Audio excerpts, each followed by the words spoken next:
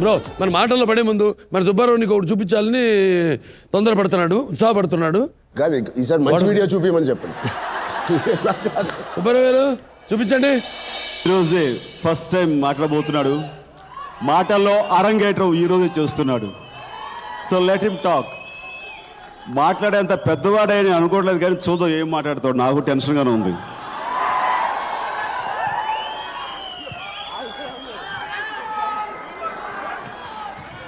చూసారా, మనం వెనకాల లేకపోతే భయపడుతున్నాడు.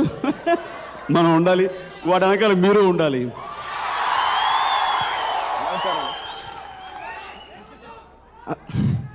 అందరికీ నమస్కారం. ఈ సందర్భంలో నేనేం మాట్లాడదలుచుకోలేదు. మీ అందరి తరపున, అభిమానుల తరపున మా డాడీకి హ్యాపీ బర్త్డే చెప్పుకుంటూ మీ అందరి ఆశీర్వాదం, నా ఆశీర్వాదం ఎప్పుడు. God bless you.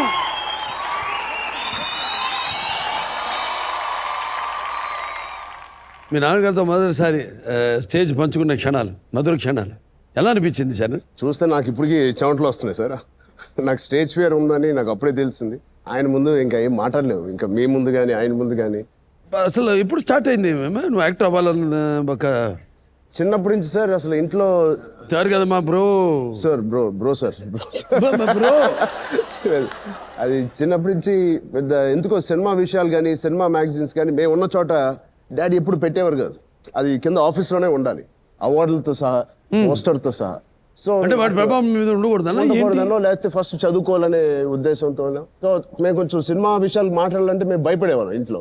సో అలాంటి ఉద్దేశం నాకు ఉంది, యాక్టర్ అవ్వాలని చెప్పడానికి కూడా నాకు అంత ధైర్యం సరిపోలేదు. పోను నా మార్కులు చూసో లేకపోతే ఏం చూసో ఆయనే ఒకసారి అడిగాడు, ఏం చేద్దాం అనుకుంటున్నారా నువ్వు ఒకసారి చెప్పేసి. అప్పుడు నేను అన్నాను, థ్యాంక్ గాడ్ అడిగావు ఇప్పుడైనా. అప్పుడు నేను డిసైడ్ చేసి చెప్పాను చాలా భయంగా. అంటే ఆ మూమెంట్ నేను ఇప్పటికీ మర్చిపోలేను, అంత భయంగా నేను చెప్పాను. ఓకే మరి అంతా నీ మీద ఆధారపడి ఉంటుంది, నువ్వు ఎలా ట్రైన్ అవుతాను. అలాగా స్టార్ట్ అయ్యాను. ఒకవేళ